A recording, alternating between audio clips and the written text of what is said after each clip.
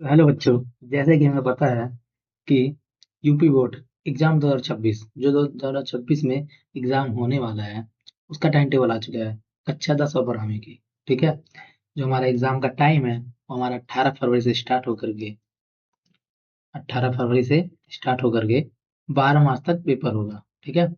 ये हमारा टाइम है। तो मैं यहाँ पे आपको क्लास 10th का यूपी बोर्ड एग्जाम, उसका टाइम टेबल मैं आपको एक्सप्लेन करूंगा। ठीक है। और किस तरीके से आपको आगे की तैयारी करना चाहिए मैं वो भी बताऊंगा। ठीक। इसके लिए हम सबसे पहले देख लेते हैं क्या कि हमारा जो पहला पेपर है वो 18 फरवरी से स्टार्ट हो रहा है। ठीक है।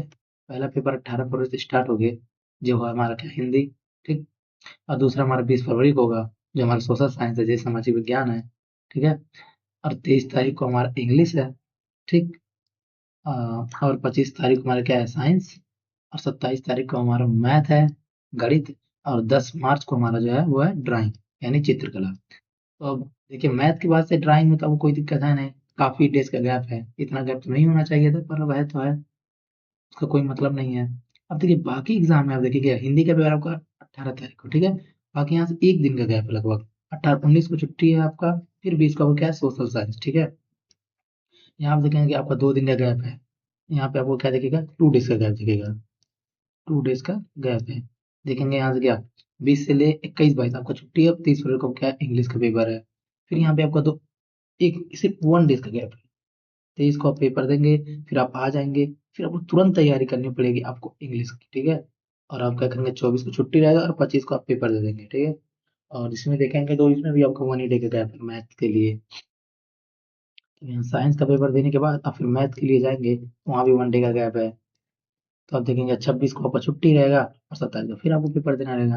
और ड्राइंग, ड्राइंग में इतना गैप देने की जरूरत नहीं, जबकि हमारे लिए इंपॉर्टेंट सब्जेक्ट भी नहीं था, इसलिए इतना गैप दे दिया। बताइए यहाँ पे आपको लेकिन दो, एक एक दिन का गैप मिला हुआ है। ठीक है। आप अपने प्रिपरेशन के लिए आज आप पेपर देकर के आएंगे, फिर उसी दिन से आपको 11:30 12 बजे तक आपका पेपर खत्म हो जाएगा। फिर उसी दिन से आपको तैयारी करना, फिर अगले सब्जेक्ट के लिए चालू करना पड़ जाएगा।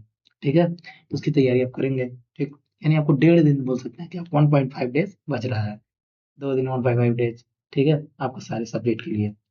आज से अगर आप देखेंगे क्या, आज आपका कौन सा डेट है, आज आपका 8 नवंबर। ठीक है। आज आपका 8 नवंबर है। 8 नवंबर को छोड़ देगा ना, तब भी हम देखेंगे कि 17 फरवरी तक हमारे पास जो टोटल दिन है वो है 101 दिन। ठीक है। 101 डेज हमारे पास बचा हुआ है, 101। 101 दिन अभी हमारे पास बचा हुआ है। ठीक है। अब 101 दिन देखने में लग रहा होगा कि ज्यादा ही कम है।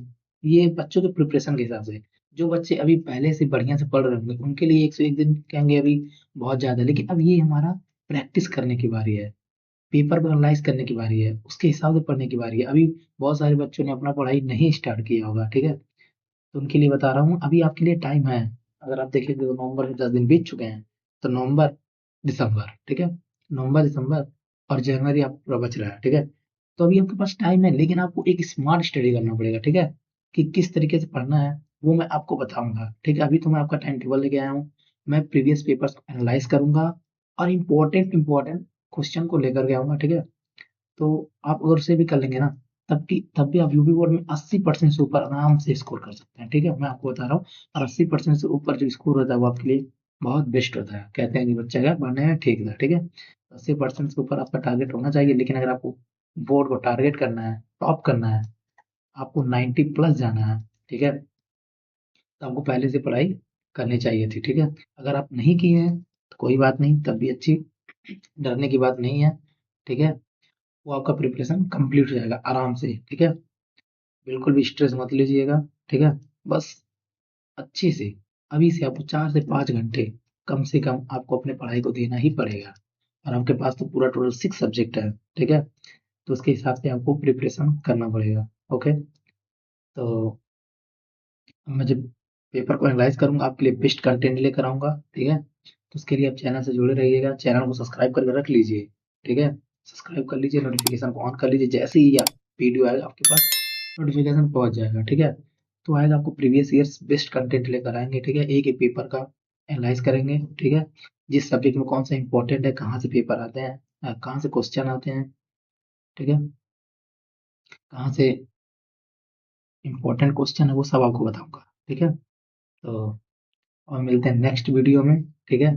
तो एग्जाम की तैयारी में लग जाइए, अब आप उठ जाइए, ठीक है। ठंड का मौसम है, सोने का ज्यादा मन कर रहा होगा, पर कोई बात नहीं, अब आपकी है उठने की बारी, ठीक है। उठिए और लड़िए, क्योंकि अगर आपका बोर्ड निकल गया तो आपका नंबर कम रह जाएगा, तो आपको ही बुरा लगेगा, ठीक है। तो समय से पहले आप स्टार्ट कर दीजिए, ठीक है, आज से, अभी से। ठीक, ये वीडियो इसी के लिए था कि आप हो जाइए चालू, ठीक है, क्योंकि आपका टाइम अब आ गया है।